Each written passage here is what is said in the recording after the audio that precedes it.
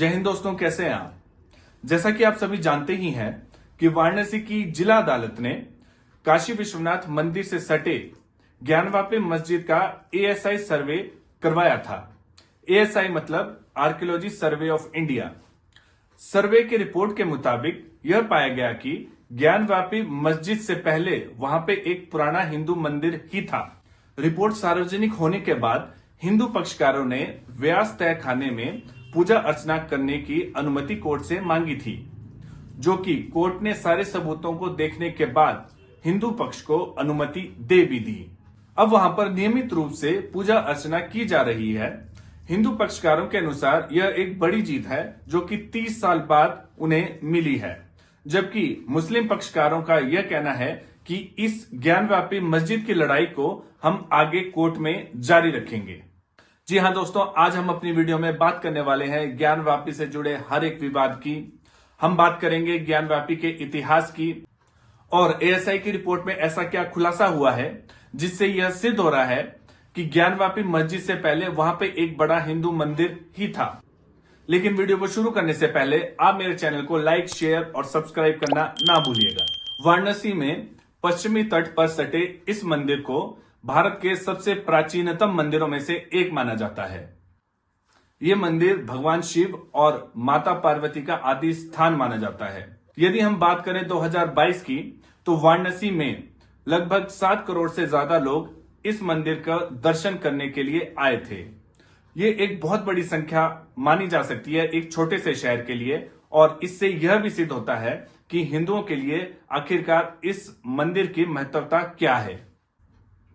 लेकिन इसके साथ साथ हमें यह भी जानना होगा कि शायद ही किसी और मंदिर पर इतने हमले मुस्लिम आक्रांताओं द्वारा किए गए हों।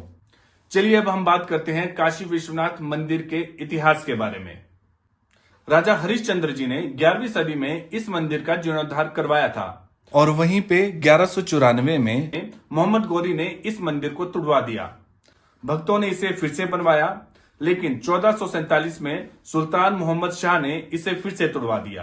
1585 में राजा टोडरमल जी की मदद से नारायण भट्ट जी ने इस मंदिर को फिर से खड़ा किया, लेकिन मुस्लिम आक्रांताओं द्वारा इस मंदिर को फिर से तोड़ने का फतवा जारी कर दिया गया, और यह फतवा इस बार शाहजहां ने जारी किया था। लेकिन हिंदुओं के विरोध के कारण इस मंदिर को उस समय तोड़ा नहीं जा सका। तब आता है 1669, जब औरंगजेब ने इस मंदिर को तोड़ने के लिए फतवा जारी किया था।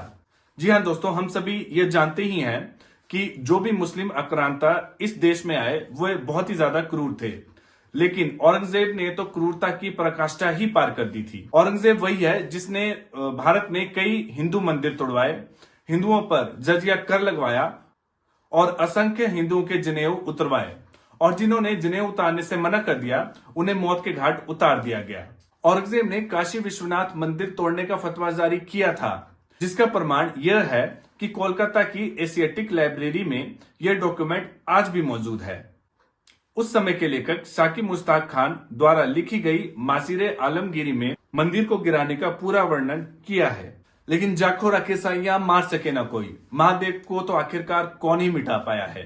1780 में इंदौर की महारानी अहिल्याबाई ने मंदिर को फिर से बनवाया, और पंजाब के महाराजा रणजीत सिंह जी ने मंदिर पे सोने का छत्र बनवाया। वहीं पे ग्वालियर की महारानी बैजाबाई ने ज्ञानवापी का मंडप बनवाया, और नेपाल के तब के महाराजा ने नंदी जी की प्रतिमा स्थापित की। जी हां दोस्तों, नंदी जी की जो वहां पे परिसर में मूर्ति मिली है, उसका उल्टा होने का एक ही कारण है कि जो पहले मंदिर था वो मस्जिद की डायरेक्शन में था, जिसको तोड़कर वहां पे मस्जिद बना दी गई। देखिए, हिंदुओं का साफ कहना है कि भारत में लगभग 3 लाख से ज्यादा मस्जिदें हैं, किसी भी अन्य मुस्लिम देश से कहीं ज्यादा हैं। लेकिन हिंदू पक्षकारों का साफ कहना है कि उन्हें मथुरा और काशी पूर्ण रूप से हिंदुओं को सौंप देना चाहिए। लेकिन वहीं पे मुसलमान इसे 1991 वर्शिप एक्ट का हवाला देते हुए ये कह रहे हैं कि ये जो भी कृत्य हुए हैं अब हिंदुओं को भुला देना चाहिए। क्या इस मामले को भुला देना सही में उचित होगा? क्योंकि साल 2020 में टर्की के राष्ट्रपति ने टर्की के हाफिया सोफिया नाम के मशहूर म्यूजियम को मस्जिद में बदल दिया था। म्यूजियम लगभग 1700 साल पुराना था, जो पहले एक चर्च थी, फिर मस्जिद बनी और उसके बाद कई दशकों से वो एक म्यूजियम था। इतना ही नहीं, 22 अगस्त 2020 को जो विजर्डिन चर्च है टर्की में, उसे भी मॉस्क में चेंज कर दिया गया। तो जब टर्की में ऐसा हो सकता है तो भारत में ऐसा क्यों नहीं हो सकता? क्योंकि हर एक देश की एक अपना इतिहास होता है, अपनी एक संस्कृति होती है जिसमें वो अपनी पहचान ढूंढता है। टर्की को हाफिया सोफिया म्यूजियम में वो पहचान दिखी, विजर्डिन चर्च में लगी, कुछ को जेरूसलम में लगती है, कईयों को मक्का मदीना में लगती है। तो उसी प्रकार से करोड़ों हिंदुओं को वो आस्था, वो पहचान काशी विश्वनाथ मंदिर में, मथुरा में और अयोध्या में दिखती है। और अब बात यह है कि मुस्लिम कम्युनिटी हाफिया सोफिया को पाने का गर्व कर सकती है, तो हिंदू ज्ञान व्यापी के मामले में गर्व क्यों नहीं कर सकते? दूसरी ओर अग्रे तुरुष्के, जो कि एक हिस्टोरियन है, उन्होंने Aurangzeb the myth and the man में साफ लिखा है, मंदिर की दीवार को मस्जिद में इस्तेमाल करके यह एक राजनीतिक संदेश दिया गया है कि जो भी मुगलों से उस समय टकराएगा उनका अंजाम इसी प्रकार से कर दिया जाएगा। और भारत के आजाद होने के बाद 1991 में यह विवाद पहली बार उठता है जब मस्जिद को लेकर वाराणसी की जिला अदालत में पहली पिटीशन डाली जाती है, जिसमें मुख्य रूप से 3 डिमांड्स की जाती हैं। पहली डिमांड थी कि हिंदुओं को ज्ञानवापी में पूजा पाठ करने की परमिशन दी जाए। दूसरी डिमांड थी ज्ञानवापी मस्जिद को काशी विश्वनाथ मंदिर का ही पार्ट माना जाए, और तीसरा था मस्जिद को पूर्ण रूप से डिमोलिश कर दिया जाए। लेकिन 22 साल तक यह मामला कोर्ट में इसी प्रकार से लटकता रहा और उसके बाद 2019 में फिर से एक पिटीशन डाली जाती है और 2022 में 5 हिंदू महिलाएं कोर्ट चली जाती हैं परमिशन मांगने के लिए कि उन्हें रोजाना पूजा पाठ करने की अनुमति दी जाए। वाराणसी की court advocate commissioner Ajay Kumar Mishra को अपॉइंट कर देती है और फिर वीडियो सर्वे करवाने के आदेश दे दिए जाते हैं और वहां से पता चलता है कि मस्जिद के वजू खाने में एक पुराना शिवलिंग है। लेकिन all India personal law board इस सर्वे को ही अपोज करती है और कहती है कि ये प्लेसेस ऑफ वर्शिप 1991 एक्ट का सिरे से उल्लंघन है। चलिए अब हम जानते हैं प्लेसेस ऑफ वर्शिप एक्ट 1991 क्या कहता है। देखिए, कांग्रेस 1991 में एक कानून लेके आई जिसमें कहा गया कि अयोध्या में बाबरी मस्जिद को छोड़कर भारत में सभी धार्मिक स्थलों को उसी यथास्थिति में बरकरार रखा जाएगा जो 15 अगस्त 1947 से पहले की थी। यानी कि वहां पे यदि कोई मस्जिद है तो वो मस्जिद ही बनी रहेगी, यदि वहां पे कोई मंदिर है तो वो मंदिर ही बना रहेगा। जब ये कानून लाया जा रहा था उस समय बीजेपी विपक्ष की भूमिका अदा कर रही थी और उन्होंने इस एक्ट का सिरे से खंडन किया था और कहा था कि कांग्रेस इस एक्ट को लाकर सिरे से तुष्टीकरण की राजनीति खेल रही है। और बीजेपी ने यहां तक कहा था कि इस कानून के जरिए कांग्रेस का मुख्य मकसद सिर्फ और सिर्फ उन मस्जिदों को बचाना है जो हिंदू मंदिरों को तोड़कर बनाई गई थी।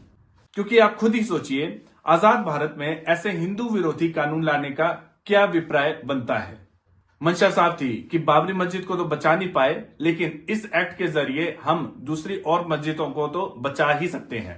क्योंकि उस समय लोकसभा में जब इस बिल के ऊपर चर्चा हो रही थी तब भाजपा सांसद रासा सिंह रावत जी ने यह डिमांड की थी कि एटलीस्ट अयोध्या, काशी और मथुरा इस एक्ट के बाहर रहने चाहिए, क्योंकि ये जो 3 मंदिर हैं ये हिंदुओं के प्रमुख मंदिर हैं जो कि मुस्लिम आक्रांताओं द्वारा तोड़ दिए गए थे। लेकिन कांग्रेस ने एक भी बात नहीं सुनी और संविधान और लोकतंत्र का हवाला देते हुए इस एक्ट को पास कर दिया था। चलिए अब जानते हैं कि आखिरकार आर्कियोलॉजी सर्वे ऑफ इंडिया ने ऐसा क्या कहा है कि वहां पर मंदिर होने का पूर्ण रूप से दावा किया जा रहा है। एएसआई के रिपोर्ट के मुताबिक मस्जिद के जो तहखाना है उसमें हिंदू देवी देवताओं की मूर्तियां पाई गई हैं।